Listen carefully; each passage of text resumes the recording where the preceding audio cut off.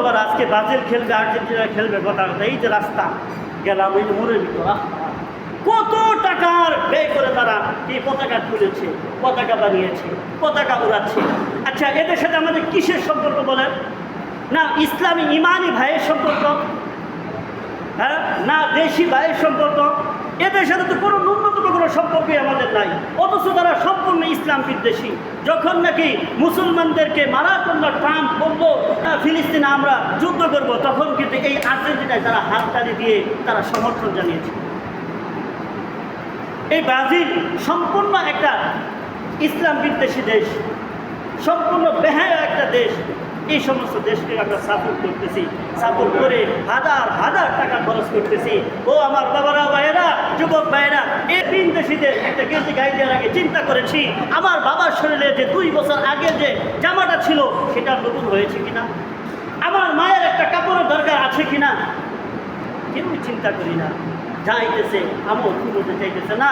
মুসলমানের দিন তো এইভাবে কাটতে পারে না, মুসলমানের যুবক ভাইয়ের এই দিন তো এইভাবে কাটতে পারে না। আমি কাদেরকে সাপোর্ট করতেছি, কাদের জন্য আমি লিড দিতেছি, কাদের ব্যাপারে কথা হইতেছি, কাদের ব্যাপারে আমি উন্মাদনা প্রকাশ করতেছি।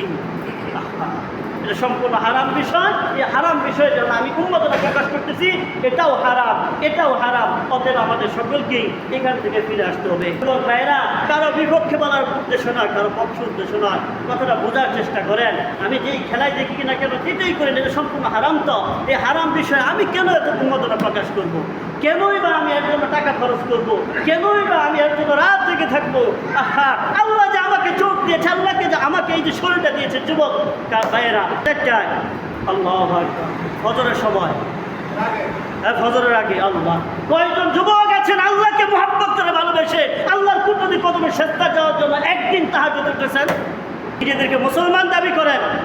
মুসলমান তো ওই আয়ুষ মালিক যে নিচে মুসলমান হয়েছে ইন্ডিয়ার ভিতর, তার বাবার কোটি কোটি টাকা সম্পদ। বলা হয়েছে তুমি যদি ইসলাম ত্যাগ করো তাহলে তোমাকে সম্পদ দেওয়া হবে, নতুবা তোমার বাপের একমাত্র সন্তান তুমি, তোমার বাপের কোটি কোটি টাকার সম্পদ সব ত্যায্যপুত্র করে দেওয়া হবে, তোমাকে একটা টাকাও দেওয়া হবে না।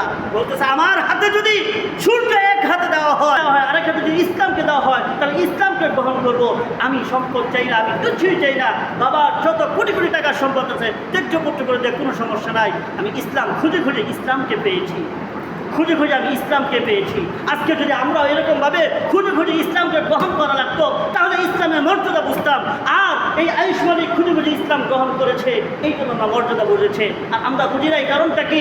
আমরা ঠিক সূত্রে ইসলাম পেয়েছি, এই জন্য আমাদের ইসলামের কোনো মান নেই, ইসলামের কোনো মর্যাদা সম্মান আমাদের অন্তরে নেই।